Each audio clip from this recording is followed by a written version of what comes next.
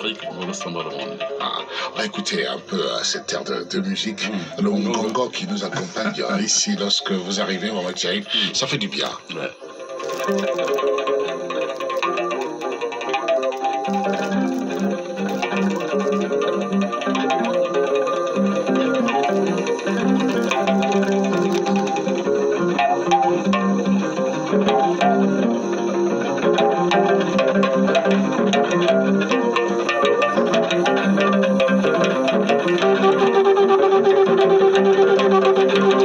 Ça peut faire du bien. C'est très envoûtant, évidemment. Bon, ça emporte aussi, hein, on a envie de... Non, revenons sur terre, posons les pieds. C'est formidable, Mohamed Cherif. Il y aura tout à l'heure le conseil d'un père à son fils. Hein, ce sera donc la parole de sagesse pour sortir. Les jours fastes du premier mois lunaire, on a dit qu'il a commencé. Il a commencé le 21 août, le 23 août 2020, très exactement. On va dire un mot, puisque nous ferons un tour dans la pharmacie de la nature, on va dire un mot sur le mal d'estomac. Oui, beaucoup en souffrent. Beaucoup de personnes en souffrent aujourd'hui. C'est quoi cette histoire? Peut-être que vous allez nous raconter, vous qui êtes une multiprise, Mohamed Cherif. Et puis bon, à savoir, vous avez forcément quelque chose de particulier pour nous aujourd'hui. Un auditeur nous a suggéré de dire un mot sur la polygamie et la polyandrie mystique. Ça existe ça? Polygamie et polyandrie mystique, ça existe, Mohamed Cherif? D'accord, on va le voir tout à l'heure. On va en parler. Et puis la question d'auditeur, la question essentielle qui réunit pratiquement, qui résume pratiquement la tendance et toutes les autres questions, c'est en quoi le jeûne est souvent préconisé dans la prière. On en parle dans un moment. Mais d'abord, Mohamed Cherif, vous nous avez appris mercredi dernier que le chèque n'était pas la fin d'un parcours, mais qu'il faisait partie, l'échec, d'un prix à payer pour rentrer dans la destinée. Qu'est-ce que ça veut dire? Absolument, ça veut dire que dans tout, vous savez, c'est un grand penseur qui disait qu'il n'y a pas pire escroquerie que d'exercer un métier pour lequel on n'a pas été enseigné, on n'a pas été formé, n'est-ce pas? Alors vous savez que lorsqu'on apprend quelque chose, c'est comme lorsqu'un enfant apprend à marcher.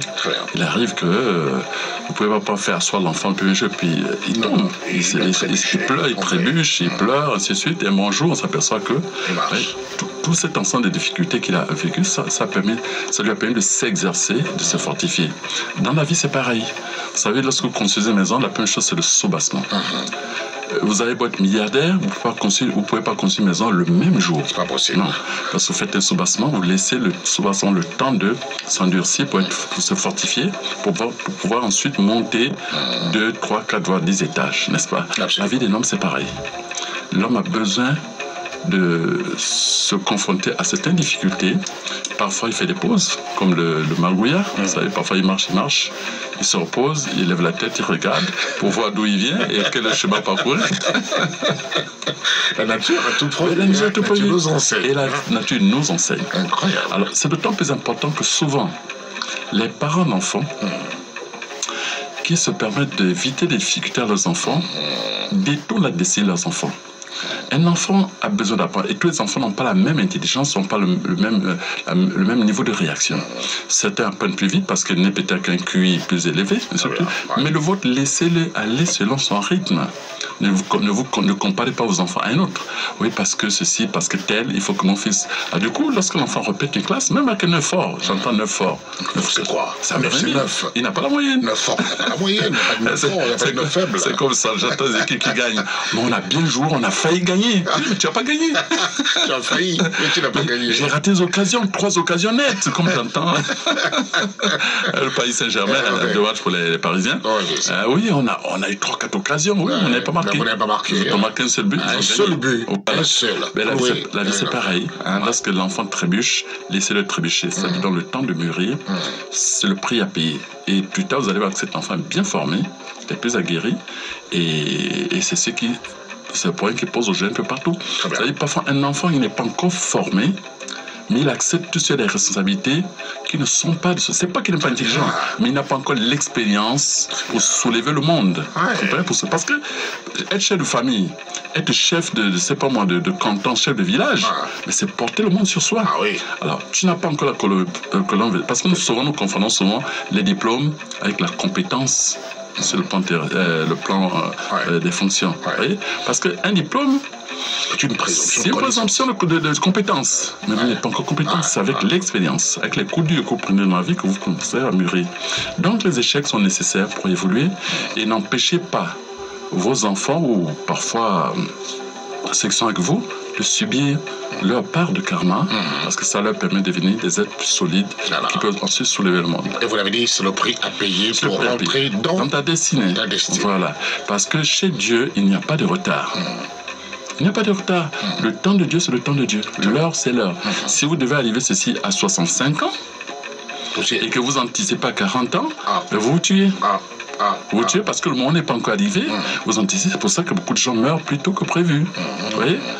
Celui à qui Dieu a prévu une longue, très longue vie, quand on y voit 100 ans, la ration est bien établie. À tel âge, il doit avoir ça. À tel âge, il doit arriver ici. Mais vous anticipez. Et au sein des courses, vous avez tout mangé sur le prévu, et les 40 ans qui vous restent, ben vous galérez parce que vous avez tout épuisé. Bien sûr. Il y a des enseignements. Merci Donc beaucoup. L'échec est nécessaire. Oui, forcément. Voilà. L'échec n'est pas la fin de ton parcours, non, pas du tout. Mais il fait partie du prix à payer pour entrer dans ta destinée. Dans ta destinée. Voilà. Ça, c'est ce qu'on met chez nous là. Signé Radio Gabon. Bonjour le Gabon. Bonjour le Gabon. Décidément, ça commence à venir. Merci, pourquoi pas. Merci beaucoup. Oui, ça c'est l'exclusivité Radio Gabon. Bien sûr, ça c'est la référence. Il ne trouverait ça nulle part ailleurs. C'est ici. Ça c'est clair, sur la bande FM, il n'y a que nous. Allez, question d'auditeur à présent. En quoi le jeûne, Mohamed Cherif, est-il souvent préconisé dans la prière ou accompagné la prière ou pendant la prière? Oui, parce que l'homme est corps, âme et esprit. Vous voyez? L'esprit, pour évoluer, a besoin de ce corps, n'est-ce pas? Parce que tous les esprits envient l'être humain, parce que l'être humain a un corps. Et beaucoup n'ont pas compris. Ce corps qu'on appelle le temple de Dieu doit être bien entretenu. Alors, je vois des gens qui dépensent 50, 100, 300, 400 millions pour construire leur maison, l'embellir parfaitement, mais le temple que Dieu leur a donné, le corps, ils le négligent. J'ai jamais compris comment on peut être riche et être malade. C'est pas normal. Parce que plus on a de l'argent, plus on devait mieux s'entretenir. Vous voyez, il y a une figure emblématique aux États-Unis qu'on appelle LeBron James. LeBron James, c'est le plus grand basketteur actuellement au monde. Mais on lui demande quel est ton secret à 35 ans pour être aussi jeune. Il dit, je dépense le tiers de ma fortune sur mon corps physique. Le tiers de sa fortune. Il a des kinésies, il a des diététiciens, il a des... Enfin bref, son corps vraiment est passé au peigne fin. Mais je vois parfois certaines personnes qui m'appellent, qui me contactent, oui, mon machin, j'ai un problème, tout. Quand j'ai dit, ce produit ou bien ceci vous coûte tant, oh, c'est trop cher. Je ne discute pas. Mais j'ai dit, voilà quelqu'un qui dit que c'est cher, mais quand je vois par exemple la voiture qu'il a, il a une voiture de 80 millions, seulement pour son corps. Ce produit qui coûte peut-être 20 ou 25 000 francs, c'est trop cher. Et comment jouir d'une voiture de 80 millions lorsqu'on est malade? On ne peut pas. Mais attends, on est malade, on ne peut pas jouir d'une voiture de 80 millions. C'est clair. On ne peut pas. Mais par ailleurs, je vois des gens qui sont richissimes. Attention. Culture physique impeccable, massage par-ci, diététisme par-là, mais formidable. Tu le vois à 70 ans, mais on dirait un jeune mannequin, comme vous, comme je vous vois. 74 ans. Les gens, à 74 ans, je vois tout près, là. Il n'y a pas de ventre, tout va bien. Tout va bien. Cherchez vos conseils, mon métier, depuis des années. Il y en a qui pensent que pour être riche, encore l'expression même de la richesse, l'expression extérieure de la richesse, c'est oui, l'embonpoint, non, tout. C'est pas possible. C'est la santé. Non, c'est la santé. Parce que quoi que vous possédiez, quoi que vous soyez, si vous n'avez pas la santé, il y a un problème. Et la santé, enfin la maladie, c'est l'absence de santé, n'est-ce pas? Mais la maladie, contrairement à ce qu'on pense, ça ne tombe pas du ciel, hein? Non, la maladie ne tombe pas du ciel. La maladie est la conséquence et le fruit de vos propres erreurs de comportement. Vous ne savez pas manger, vous ne savez pas respirer, vous ne savez pas dormir, vous pensez mal, parce que même les pensées, le stress, les pensées tuent votre corps. Parce que ça fait sécréter du cortisol et qui finit par empoisonner votre corps. Et donc votre existence. Voilà, exactement. Oui, c'est ça. Et c'est pourquoi, dans tout ça, nous allons voir que le jeûne est important. Pourquoi? Parce que le corps humain est fait de 2 tiers de liquide et d'1 tiers de muscles, de chair, tout ce que vous voulez. Vous avez 90 kilos, vous avez 60 kilos d'eau. Enfin, de liquide. De liquide. Et ce liquide, plus il est transparent, plus votre esprit va très haut. Capte les hautes fréquences divines, vont permettre d'être en contact avec Dieu. Plus il est sale, trouble, c'est-à-dire comme vous voyez une aiguille, vous mettez une aiguille dans un verre d'eau transparent, vous apercevez l'aiguille. Vous voyez bien l'aiguille. Mais mettez un peu de la boue dans ce verre d'eau, l'eau devient boueuse, vous ne voyez plus l'aiguille. C'est exactement ça. Et le jeûne va vous permettre de renettoyer ce verre d'eau pour le rendre à nouveau clair. C'est ça le jeûne en fait. C'est-à-dire vos eaux, en fait on appelle ça les humeurs. Quelqu'un dit je suis de bonne humeur. En fait c'est l'ensemble des eaux qui soit troubles, soit claires. C'est ça qu'on appelle les humeurs. C'est l'ensemble des liquides qu'il y a dans votre corps. Vous voyez? Alors, plus vous mangez mal, plus vous pensez mal, plus cette eau est trouble. Plus vous êtes sain d'esprit, sain de corps parce que vous mangez très correctement tout, plus ce liquide s'éclaircit et votre esprit va très haut, capte les hautes fréquences. Voilà pourquoi le jeûne est important. Et donc nous savons exactement ce que nous devons faire désormais. De temps en temps, jeûner. Jeûner en esprit et en corps. C'est-à-dire qu'on dit au jeûne, vous avez l'habitude de mentir, moi je ne mens pas du tout. Ah, même si c'est une tentation, je ne mens pas. Si je suis colérique, aujourd'hui, je ne me fâche pas. Même si on m'insulte, même si on me gifle, je ne me fâche pas. Pourquoi? Parce que, en fait, votre ennemi n'est pas celui qui vous a giflé.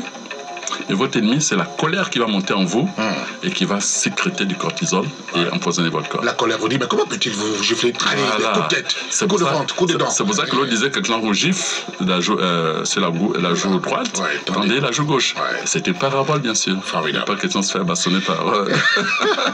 Sacrément, votre chéri. Vous êtes incroyable. Merci beaucoup, ça fait plaisir de vous avoir en studio incroyable. Allez, cet auditeur qui nous écrit, c'est Sidonie qui appartient au cercle mondial. Votre cercle mondial, le cercle mondial des amis de Mohamed Cherif. Je ne sais pas de quel pays elle nous a écrit, mais elle nous parle de la polygamie, de la polyandrie. Mystique, ça existe ça, Mohamed Cherif? Ça existe. Ça existe parce que vous savez, lorsque vous voyez un être humain comme ça physiquement, mais n'oubliez pas aussi qu'il a aussi une partie, comme on disait tout à l'heure, il y a l'esprit, il y a l'âme, n'est-ce pas? Il y a des hommes ou des femmes qui sont apparemment libres, ils ne savent pas qu'ils sont déjà liés. Parce que dans votre famille, il y a eu des sentences qui ont été prononcées dans votre famille. Parce que votre ancêtre a passé des pactes avec des forces, certaines forces des ténèbres, pour régner, pour commander. Vous savez quoi, c'est de ne pas écouter, j'hypothèque les 10 générations de ma descendance qui arrivent. Donc là-bas, aucune femme se marie. Aucun homme ne travaille. Ils peuvent être intelligents, ils passent le temps à boire le vin, parce que leur énergie est déjà réservée. C'est comme ça. Donc du coup, vous, quand vous tombez sur cette femme qui appartient à cette lignée, elle est déjà mariée, elle est déjà occupée par, elle a déjà été vendue à des esprits. Et vous ne le savez pas? Vous ne le savez pas. Vous ne voyez que l'aspect physique. C'est pourquoi on dit l'homme paye, il faut de connaissances. Alors vous allez épouser une femme qui est déjà mariée. Oui, elle est déjà mariée à un esprit. Donc cette femme qui accepte quand même de se marier avec vous, va être polyandre. Ah oui? Oui. Elle va gérer deux hommes. Deux hommes.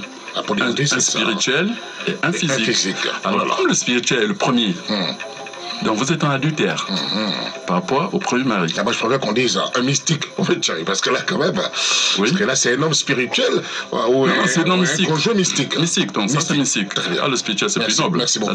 On en parlera plus chaudement. C'est ça, c'est pour cette raison que je rebondis tout. Voilà. Donc vous qui épousez cette femme, que vous avez très belle, très jolie, magnifique, tout, vous êtes en adultère. Et comme le propriétaire de la femme, donc le premier à l'avoir épousé, c'est lui le propriétaire de la femme. Donc il vient réclamer l'adultère. Il vous traduit en justice. Il dit tel pour ma femme. Et là-bas, les forces sont là pour vous sanctionner. Parce que même sur le plan physique, l'adultère est sanctionné. C'est sanctionné, c'est interdit. C'est interdit. Alors sur le plan spirituel, c'est pareil. Donc lui, il a le droit de vous frapper. Résultat des courses, toute votre vie est complètement cachée. Vous allez voir parfois, il y a certaines femmes, tant que vous êtes en concubinage, vous avez des copains, copines, il n'y a pas de souci. Vous vous coulez douce, la belle vie, tout, mais dès que vous parlez mariage, les problèmes commencent. Vos problèmes commencent. Au travail, vous avez des problèmes, vos finances qui marchaient très bien cool, plus rien ne marche dans votre vie, mais vous demandez, vous avez beau aller prier partout où vous voulez, ça ne marche pas. Appelez tous les prophètes du monde, zéro. Parce que vous êtes en adultère.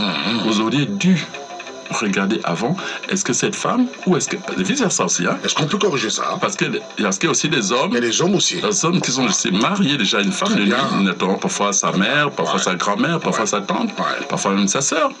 Et lorsque il décide d'aller épouser une autre femme, mais tu entends parfois parfois la mère qui dit, ma fille, c'est mon fils, hein. Ça, c'est mon fils. Hein? Ne le maltraite pas, c'est mon fils. C'est sérieux, en plus. Alors, oui, maman. Mais elle pense qu'en tant que l'autre parle un langage plus subtil. Attention, c'est mon mari. C'est terrible, ça. Oui. Ça ne veut pas faire rire, mais je ris parce que je vois la gestuelle, mais en vérité, cette belle fille n'aura que des problèmes. Dès cet instant qu'elle se lie au mari de sa belle-mère, elle n'a que des problèmes. Plus rien ne marche en fait. Problème de santé, problème de ceci, j'ai toujours mal à la tête, j'ai mal au ventre. Elle va dans tous les hôpitaux, ça ne marche pas. Mais parce qu'elle est bastonnée par la rivale. Oui. Vous voyez? Seulement le malheur, c'est qu'ils n'ont pas souvent le courage de dire, ma fille, pardon, laisse ça. Ça, c'est déjà occupé.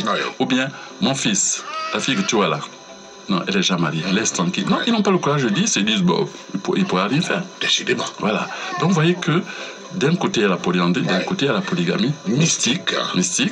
Et tout ce qui s'engage dans le mariage sans d'abord consulter, sans d'abord voir où est-ce qu'ils vont, d'abord eux-mêmes qui ils sont, quelle est l'histoire mystique de leur famille, et la femme ou l'homme en question avec lequel tu veux te lier, quelle est son histoire mystique. C'est pour ça qu'on parle des fiançailles, n'est-ce pas? Les fiançailles, ça vous donne le temps de s'étudier mystiquement, spirituellement, pas physiquement. En passant dans les fiançailles, on ne doit pas avoir des relations sexuelles. Pourquoi? Parce que ce jour que vous décidez d'avoir des relations sexuelles, c'est que le jour où vous décidez de vous marier. Parce que les relations sexuelles sont un acte de signature. Parce que vous savez devant le maire, venez signer là, vous signez, non? N'est-ce pas? Mais oui, c'est comme ça, le jour que vous avez un acte sexuel avec une femme, c'est ce jour que vous signez aussi son mariage. C'est ça le vrai mariage. Parce qu'une fois avec quelqu'un vous n'avez aucun rapport, elle n'est pas votre femme. Vous comprenez? Voilà. Donc, du coup, il y a beaucoup de polyandres, il y a beaucoup de polygames. Autant de copines, autant de mariages. Voilà. Vous voyez? Autant d'hommes, autant de femmes. Donc, autant de polygamie mystique, autant de polyandrie mystique. Donc, c'est pour attirer l'attention des uns des autres que le mariage n'est pas un jeu, c'est une responsabilité. C'est la chose la plus difficile sur Terre, croyez-moi. Il est plus facile d'écrocher un doctorat que de trouver l'homme ou la femme de sa vie. Ça, retenez-le. C'est difficile parce que souvent, nous fions au physique, à l'attirance, à la beauté, alors que c'est le terrain déjà miné. Et quand vous plongez dans une rivière, vous ne savez pas si en bas il y a des crocodiles ou il y a des sangsues, vous ne ressortez plus. Hein. Vous faites bouffer. Voilà, c'est ça. Très bien. Merci beaucoup, Mohamed Cherif, pour vos lumières. Voilà pour... Dommage le temps. On a tellement de choses à dire. Bon, écoutez, Radio Gabon. Il n'y a pas de souci. Vous voyez ça de près. Allez, bon à savoir à présent, Mohamed Cherif. Alors, vous savez, des gens qui souvent se plaignent. Ah, mais en rêve, j'ai mangé. En rêve, je t'ai invité. J'ai mangé mon plat de poulet. C'est de la sorcellerie. Manger en rêve, c'est de la sorcellerie. Parce que souvent, c'est là où on s'empoisonne. Oui, donc ne soyez jamais content que vous avez bien mangé. Vous avez mangé en rêve, c'est pas bien. Dans ce cas, on fait quoi? Là, ce qu'on a déjà fait ce rêve, on réveille, on fait quoi? Déjà, il faut éviter de manger en rêve. Très bien. Voilà, ça signifie que chaque soir, même pendant 21 jours, prenez une cuillère d'huile de palme rouge. Une cuillère à soupe avant de dormir. Ça va empêcher ce genre de rêve. C'est comme ça. C'est comme lorsque vous êtes déjà atteint, vous pouvez aussi toujours en prendre, et puis vous imbibez, par exemple, pendant une semaine, de dormir par terre avec moi, et vous imbibez d'huile de palme sur tout le corps, tout pendant quelques jours. Ça permet d'enlever tous les miasmes. Voilà. Il n'est pas bon de manger en rêve, hein, croyez-moi. Bon à savoir. Ne mangez pas dans le monde onirique, messieurs, dames. Il n'est pas bon de manger dans les rêves. Même si on vous évite, ah oui, attendez, il y a des soya ici, il faut consommer du tout. Ne le faites pas. Bon gigot de viande, du tout. Bon paquet de poisson, non, ne mangez pas. Voilà qui est dit. Allez, allons-y dans la pharmacie de la nature à présent. Et on a promis parler du mal d'estomac. Oui. Nous le disons, nous répétons que tous qui sont en ville, qui sont où il y a des centres sanitaires, enfin des structures sanitaires, allez à l'hôpital, voir votre médecin, s'il vous plaît, allez voir le médecin. Mais tout le monde n'est pas toujours, vous savez, on n'est pas encore développé à 100%. Donc il y a des gens qui nous écoutent qui sont loin des centres, des structures sanitaires. Lorsqu'ils ont mal à l'estomac, c'est pas qu'ils meurent. Par la douleur. Non, qu'ils aillent à la maison, s'ils voient qu'il y a un avocat derrière, ils recueillent quelques feuilles, même 10 ou 12 feuilles d'avocatier fraîches, là, voilà. Ils pilent en mettant un peu d'eau là, ils pilent, et puis quand ils ont fini de piler, ils recueillent le jus. La batte, ils recueillent pour recueillir le jus justement. D'accord. Et c'est ce jus qu'ils boivent. Hein, ils le font pendant 3-4 jours. Ils vont que le mal d'estomac soit totalement atténué, on va disparaître. Décidément. Voilà. Vous avez donné une recette ici il y a quelques semaines ou quelques mois maintenant, et un confrère, je ne le citerai pas, qui me dit, mon Dieu, j'ai expérimenté, mais c'est extraordinaire. Il avait mal au dos, c'est ça? Oui, extraordinaire. Et là, récemment, c'est une dame qui est venue me voir ici. Je vais également taire son nom par discrétion, qui était contente, évidemment, d'une recette par vous donner sur l'estomac aussi. L'estomac. Et là, aujourd'hui, elle se porte bien. Elle dit, elle est très, très contente. Des médicaments, de la pharmacie. Vous savez qu'en général, l'homme, c'est curieux, c'est que l'homme se rebelle contre Dieu. Dieu nous donne le paradis gratuitement, mais l'homme peut faire chez l'enfer. C'est curieux, l'homme peut faire chez l'enfer. Je vois certaines personnes dire, oh écoutez, ça vos recettes, moi j'ai le docteur peut-être qui me suit, hein, et il n'y a pas de souci. Il n'y a pas de souci, sauf que tu es dans un cercle vicieux. Parce que j'ai jamais vu quelqu'un guérir la tension au niveau de l'hôpital. J'ai jamais vu quelqu'un guérir du diabète au niveau de l'hôpital. Alors que la nature nous offre la possibilité d'enrayer. Parce que je sais que j'ai entendu telle maladie incurable. Comment ça? Mais c'est limiter Dieu. Qu'est-ce qui est incurable? Même se régénérer. Quand vous allez des Écritures, Dieu dit, comme l'aigle, je me régénère. C'est écrit. Vous voyez, c'est écrit. Alors, si l'aigle peut se régénérer, si le serpent peut faire la mue et redevenir neuf, l'homme qui est au-dessus de tout ça, lui, ne peut pas se régénérer. Il n'a pas la connaissance. On est paresseux. On est paresseux. Normalement, à 75 ans, 80 ans, on peut paraître comme un jeune de 25 ans. Attendez, ne soyez pas surpris. Parce 74 ans, regardez-moi. Parce qu'il y a un âge chronologique et il y a un âge biologique. Mais souvent, nous privilégions l'âge chronologique. En tant que tel, écoutez, il a quel âge? Il peut plus se présenter à la présidente d'Arpi parce qu'il est vieux. Mais regardez Professeur Edgar. Physiquement, mais c'est un athlète bien fait. Il est en forme. Absolument. Et parfois, vous avez des jeunes de 45 ans, mais qui ont déjà 90 ans d'âge biologique. Vous comprenez? Donc, il y a parfois des critères sociaux, fonctionnels qui... Mon Dieu, mon chéri, on a envie de vous garder. On va vous garder ici. Allez, le jour faste du problème lunaire, mon chéri. Écoutez, il nous reste le 26 et le 29 août, n'est-ce pas? Pour le mois d'août. Le 26, c'est aujourd'hui. Voilà. C'est un jour faste. Je comprends pourquoi il y a des vibrations possibles dans ce studio. Tout le monde est debout de l'autre côté. Tout le monde est debout. Voilà. Ça, c'est bien. Et pour le mois de septembre, nous avons le 1er, le 3, le 8 et le 18. C'est le 18. Le 8 Alors, et le 18 septembre. Le 26 et le 29 août. 1er, 3, 8, 18 septembre pour les jours fastes qui nous restent pour ce premier mois lunaire. Parce qu'on sommes en début d'année lunaire. Très bien. Voilà. Allez, merci beaucoup, Mohamed Cherif. Conseil d'un père à son fils, c'est votre ouvrage, évidemment. Oui. Il y a une parole de sagesse tirée du conte de conseil d'un père à son fils.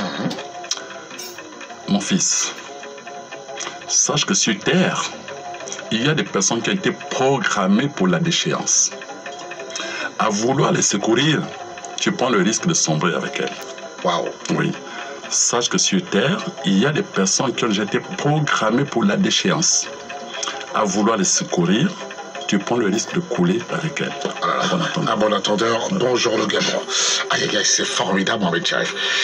Mais conseil d'un père à son fils, on peut encore le trouver aujourd'hui quelque part la version numérique pour l'instant. Comment on fait pour l'avoir? Vous appelez 074 74 13 84 et nous indiquons comment rentrer dans le net pour l'avoir. Parce qu'actuellement, c'est la propriété des structures internationales. Malheureusement, parce que les Gabonais vont traîner un peu le pas, comme toujours.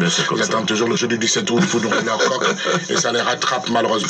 Donc on a dit 074 74 13 84. C'est toujours par le même numéro qu'on vous indiquera comment adhérer au club, enfin au cercle mondial des amis de Mohamed Cherif. Comment vous abonner sur son Facebook, sur son YouTube.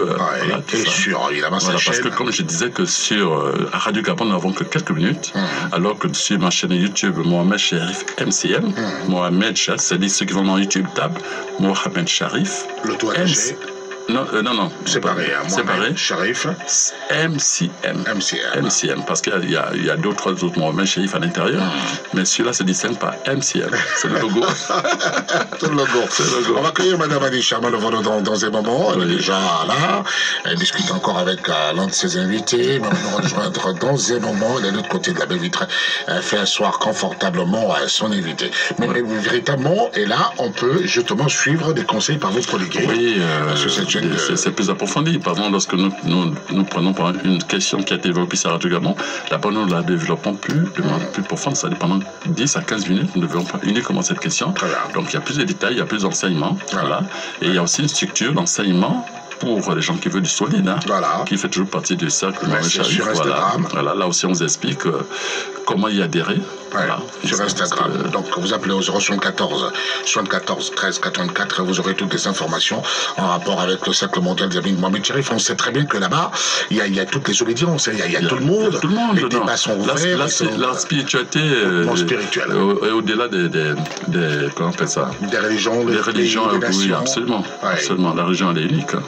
Voilà, c'est comme ça. Ça, c'est la spiritualité. Il m'arrive de lire ces échanges-là. Il m'arrive, je les lis en permanence et je me dis, mon Dieu, là, le niveau est très, très élevé. Hein. Parfois, je me dis, non, j'ai pas le niveau, là, j'arrive pas. C'est pas évident, Le niveau est très, très élevé. Vous connaissez cette dame, Mohamed Cherif? Ben écoutez, c'est une figure emblématique de Radio Gabon. Annie Charmel, voilà. Merci beaucoup, Aminata. Tout va bien. Nous sommes en direct ici sur